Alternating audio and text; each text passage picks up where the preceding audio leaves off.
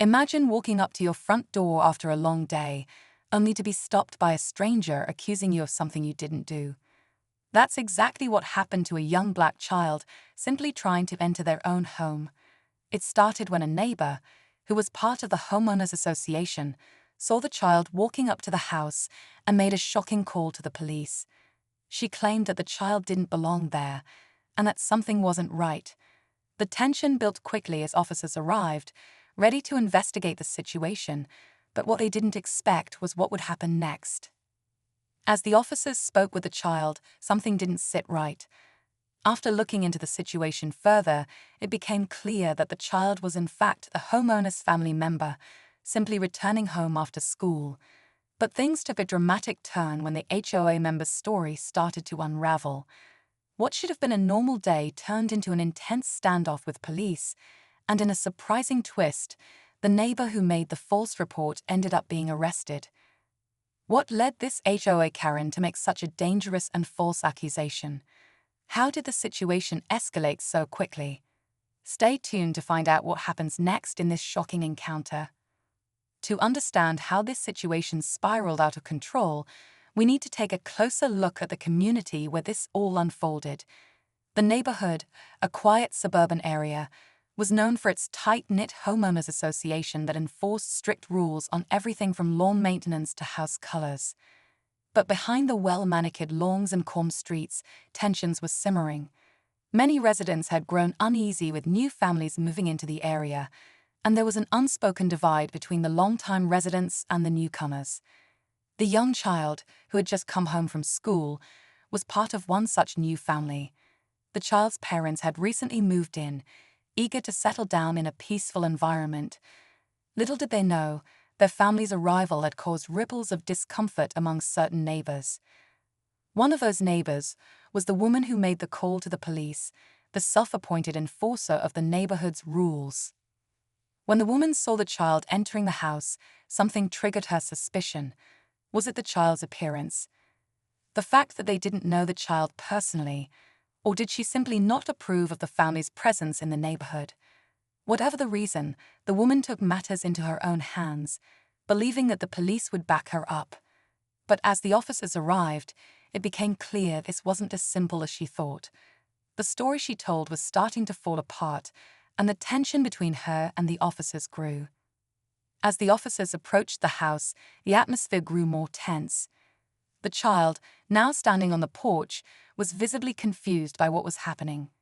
One of the officers, a seasoned veteran, tried to remain calm, speaking to the child with a gentle voice, but even he couldn't ignore the obvious discomfort in the air. The neighbor, standing just a few feet away, was insistent. She pointed to the house, saying she had seen the child sneaking around, and that they clearly didn't belong there. The officer looked at the woman, then back at the child, who was now starting to shake slightly.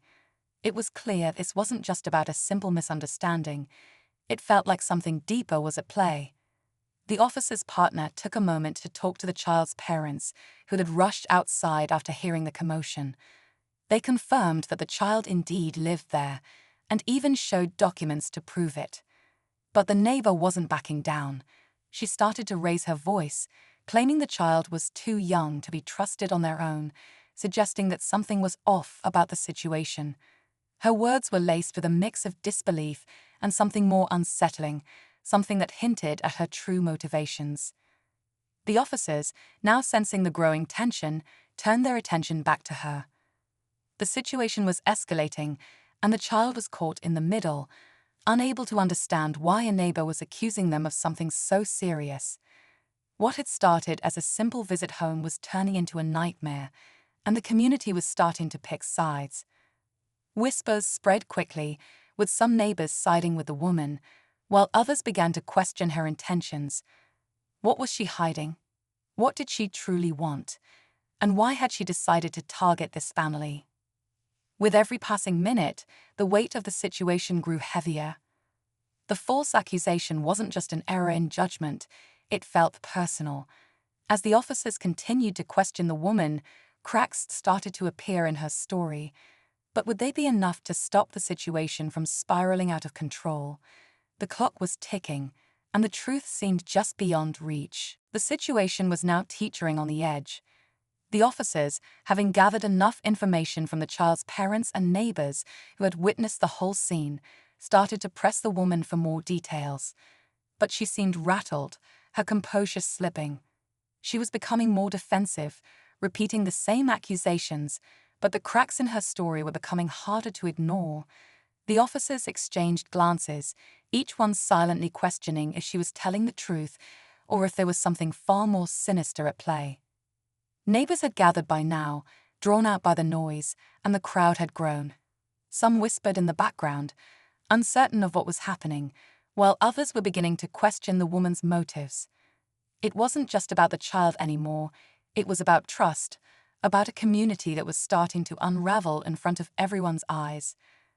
Whispers of racial bias and tensions that had simmered under the surface for years were starting to bubble up. Some were silently wondering if the woman's call had less to do with the child's behavior and more with who the child was. The child, standing in the center of it all, felt the weight of every eye on them. They hadn't done anything wrong, but now they were trapped in the middle of something much bigger than they could understand. The officers were visibly uncomfortable, unsure whether to arrest the woman for filing a false report or to let the situation simmer down. Every second seemed to stretch out longer, the tension building with each passing moment. Then, just as it seemed like the officers might let the woman off with a warning, a voice rang out from the crowd. Someone had stepped forward, holding a phone with a video that would change everything. The video showed the woman making the call to the police. Her voice was clear, and so was her tone of suspicion. The footage didn't lie. It was a powerful piece of evidence, but it only raised more questions. Why had the woman chosen to record that moment? Was she prepared for what would happen next? The crowd waited, breathless, as the officer took the phone from the bystander. The woman's fate was hanging in the balance, and so was the truth. The officer examined the video, his eyes scanning every frame as the crowd waited in silence. For a brief moment, it seemed like the truth was finally within reach. The woman's voice on the recording was unmistakable. She had clearly called the police without any real evidence, based solely on suspicion. This should have been the moment everything unraveled, but then something unexpected happened. A second neighbor, one who had been watching from the outskirts of the crowd, suddenly stepped forward. The tension in the air shifted as everyone turned to face her. She was holding something in her hand, a set of papers. The officer looked at her, confused. "What's this?" he asked, his voice now cautious. The woman, a middle-aged resident who had been quiet up until now, didn't waste time explaining. She simply handed over the papers, which, upon closer inspection, revealed a troubling connection. They were part of an ongoing legal dispute between the HOA and the family that lived in the house. The documents showed that there had been previous complaints filed against the family, some relating to neighborhood standards and others more personal in nature, all targeting their move into the community. It turned out the HOA had been quietly trying to push the family out for months. The video of the woman calling the police wasn't the first time someone had been trying to drive a wedge between them and the community. This wasn't just about a false report. It was part of a much larger pattern of harassment. The officers looked at each other, their expressions darkening. The stakes had just been raised dramatically. What had seemed like an isolated incident was now a glimpse into something far more insidious. Was the woman acting alone, or was there a deeper conspiracy at play? The neighborhood's facade of tranquility was starting to crumble, and with every new piece of information, the story was growing more complicated. The crowd was restless, whispering among themselves, unsure who to trust. Was this all a coordinated effort to push out a family simply trying to live in peace? Or was there something even darker lurking beneath the surface? The officers, now fully aware of the complexity of the situation, took a moment to process the new information. The documents, the video, and the mounting pressure from the growing crowd made it clear that this wasn't just a case of mistaken identity or an overzealous neighbor. It was part of a larger scheme. The officers turned to the woman, their voices firm as they asked her to step aside. She was visibly shaken, realizing that her attempt to cause trouble had now backfired.